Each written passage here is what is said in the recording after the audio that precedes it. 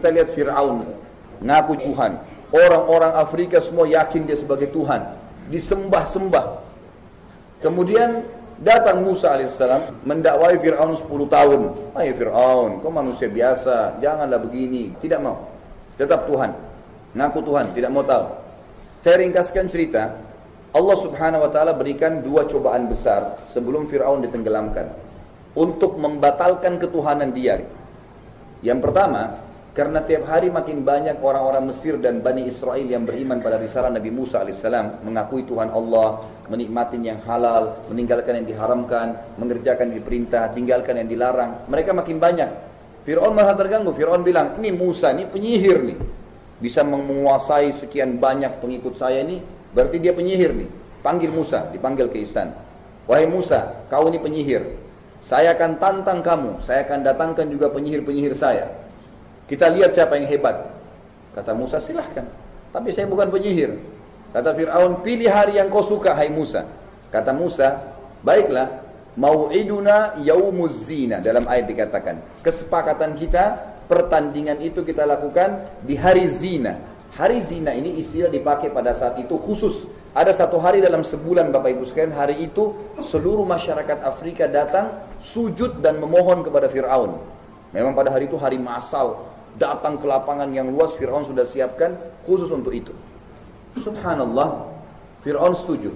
Lalu Fir'aun mendatangkan Bapak Ibu sekalian, bukan 1-2 orang penyihir, 10.000 penyihir. Diiklankan, semua yang mengaku penyihir hebat di Afrika datang. Fir'aun panggil dan akan diberikan upah apapun yang mereka mau. Datanglah penyihir-penyihir ini. Di hari kesepakatan, Musa alaihissalam berdiri dengan saudaranya Harun alaihissalam. Berdiri, bawa tongkatnya. Lalu penyihir ini datang, katakan sama Fir'aun, wahai Tuhan Fir'aun, Tuhan, mana lawan kami nih? Ini aneh, Tuhan minta tolong sama pengikutnya nih. Mana lawan kami? Kata Fir'aun, tuh yang 2 orang sana tuh. Ini 10.000 orang ini. Mereka bilang, itu 2 orang lawan kami, ngapain rame-rame begini? Kata Fir'aun, kalahin dulu deh, bunuh kalau perlu. Tuhan gak bisa bunuh. Gimana caranya? Minta tolong sama orang lain. Kalau Allah mematikan kita, 1 urat sarafnya Allah tahan, selesai, mati. Gampang kalau Allah mau susahin makhluknya. Jalan pakai sepatu baru, jalannya bagus, keseleo, 2 minggu sakit. Gampang kalau Allah mau, tiba-tiba mati. Tapi ini enggak, minta tolong. Kata penyihir, baiklah kalau begitu. Kami dapat apa? Kata Fir'aun, semua yang kalian mau saya kasih. Yang penting kalahin dulu orang ini, hilangin. Tetap saya diakui sebagai Tuhan. Baiklah. Penyihir-penyihir ini sepakat, Bapak Ibu sekalian, untuk mengeluarkan tingkat tertinggi dari ilmu sihir. Ini perlu diketahui ya. Ilmu pamungkas sihir, perhatikan, ini yang paling tinggi. Mengubah sesuatu benda berubah dari bentuk aslinya dan seakan-akan bergerak. Hanya itu.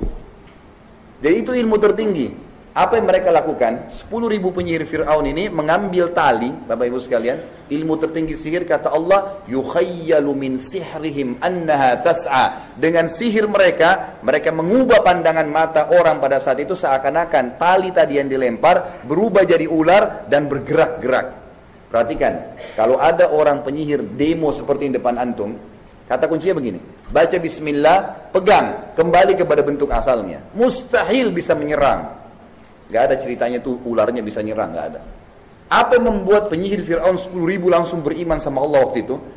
Sempat Nabi Musa AS kaget lihat, ini 10.000 tali luar biasa ini. Kata Allah SWT, fa'aujasa fi nafsi khifatan Musa. Musa sempat takut sejenak. Qulna, kami katakan kepada Musa, la takhaf, jangan kau takut. Innaka antal a'la, kau pasti yang menang. Wa alqi ma fi yaminik, lempar tongkat yang ada di tangan kananmu hai Musa. Talkafu ma sana'u, akan menghancurkan semua yang mereka lakukan. Innama sana'u kaidu sahir, yang mereka buat adalah perbuatan penyihir-penyihir. Wala yuflihu sahiru haitsu ata, tidak ada penyihir yang bisa mengalahkan ayat-ayat Allah. Nabi Musa AS lempar tongkatnya, berubah jadi ular besar. Apa yang terjadi setelah itu? Ini yang kata kunci rahasianya. Banyak orang tidak tahu kenapa tiba-tiba penyihir Fir'aun semuanya sujud, beriman sama Allah. Apa sebabnya? Nabi Musa AS tidak cambuk-cambuk mereka. Tongkat berubah jadi ular. Ternyata ularnya Nabi Musa AS jalan, lalu memakan ular-ular mereka. Semuanya 10.000 itu, habis semuanya. Semua penyihir tahu, ini bukan sihir ini. Karena kalau sihir nggak bisa nyerang. Ini enggak, jalan, makan. Habis semua. Kata Allah SWT, fa'ulqiyas saharatu sujada. Semua penyihir itu tiba-tiba sujud, 10.000 orang, sujud semua. Qalu amanna bi Rabbi Musa wa Harun. Kami beriman kepada Tuhannya Musa dan Harun. Ini pasti Tuhan, ini enggak mungkin buatan manusia. Apakah Fir'aun beriman? Subhanallah, tidak. Fir'aun bilang, inna hadha kabirukum. Sesungguhnya ini Musa ini penyihir kalian, guru kalian. Yang ngajarin kalian. Kok bisa kalian beriman pada dia? Saya akan potong kaki dan tangan kalian. Tapi semua penyihir sudah tahu ini bukan main-main Musa ini dari Allah ini. Maka selesai. Ternyata makin banyak pengikut Musa alaihissalam. Di sini Fir'aun malah terganggu. Bagaimana nih? Diapain lagi Musa nih? Tetap tidak mau beriman. Allah kasih peringatan sebelum ditenggelamkan. Kejadian yang lain. Perhatikan ya. Fir'aun raja yang sempurna fisik, kaya raya, semuanya tadi kelebihan sudah ada. Allah subhanahu wa ta'ala subhanallah timpahkan musim peceklik satu Afrika. Satu wilayah kekuasaan. Enggak turun hujan, kemarau panjang.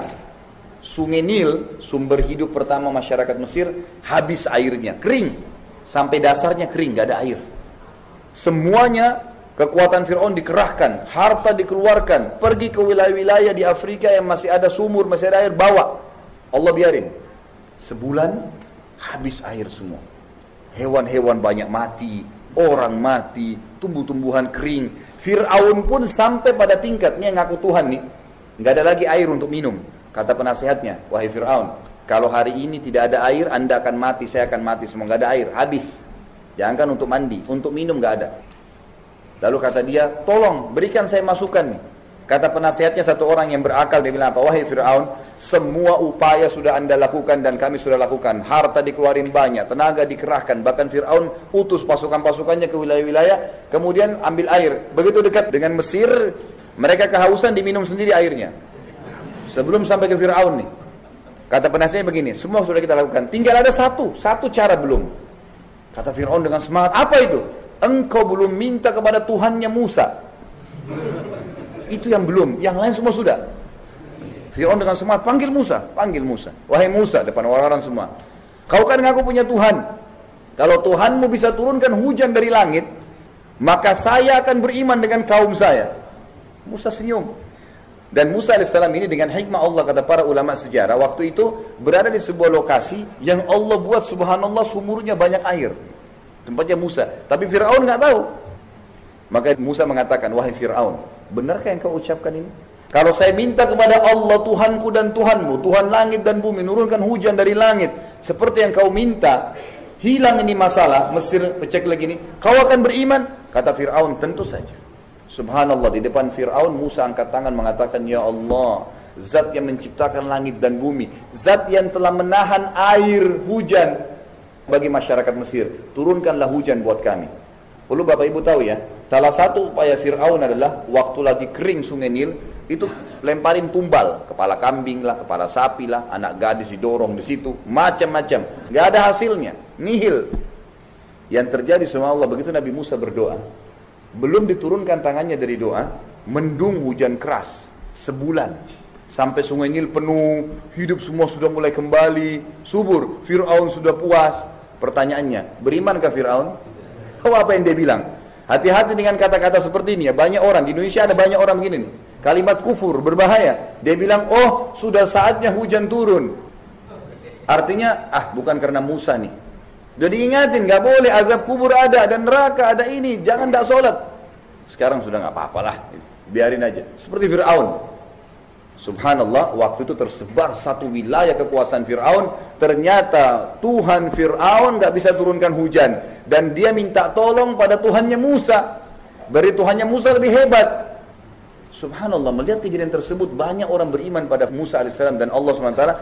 Dia tetap mau melakukan lagi upaya. Apa yang dia bilang? Ini Musa bahaya nih, harus dibunuh. Dikejar Musa AS dengan pasukannya. Ada pasukan intinya Fir'aun khusus itu, membela dia. Kalau kita mungkin Kopassus, terlatih khusus. Itu dipakai sama Fir'aun untuk menyerang Musa. Musa AS lari, manusia biasa lari, menuju ke Laut Merah. Begitu dekat, Fir'aun lihat Musa dengan pengikutnya, apa yang dia bilang? Allah cerita dalam Al-Quran, innahum lasyirmidhimatun qalilun. Oh itu Musa, sedikit sekali, kesian, pasti kalah. Orang-orang pengikutnya Nabi Musa AS berkata, Bani Israel, ya Musa inna lamudrakun, kita sudah dijangkau oleh Fir'aun nih, pasti kita dibunuh semua, dibantai nih, udah gak mungkin tidak. Apa kata Musa dengan penuh keyakinan? Kalla inna ma'iyya rabbi sayahdin, gak mungkin, pasti Tuhanku akan memenangkan aku. Maka datang Jibril AS mengatakan, wahai Musa, Allah perintahkan kamu. Perhatikan, instruksi cuma biasa. Musa AS sendiri pun belum menangkap apa maksudnya. Tongkatmu di tanganmu, hantamkan ke pinggir laut merah. Itu saja. Musa AS ikut diperintah, angkat, pukul. Apa yang terjadi? Ini Fir'aun lihat nih, tongkat diangkat, dipukul. Fir'aun lihat. Apa yang terjadi? Allah mengatakan, famfalaqa. Tiba-tiba laut merah itu terbelah, terbagi, fakana kullu tirkin kataudil azim. Maka terbelah menjadi 12 bagian, dan setiap bagian itu menjadi seperti dinding-dinding yang besar. Dan waktu itu ada 12 Bani Israel memang yang Allah suruh itu untuk jalan setiap suku dari jalan-jalan itu. Bayangkan ya, Fir'aun lihat. Kalau kita di posisi Fir'aun ini bagaimana? Lihat depan mata air laut bisa berdiri. Antum bayangkan laut dekat antum ini berdiri airnya seperti tembok-tembok yang besar. Begitu tidak mau beriman tuh gimana?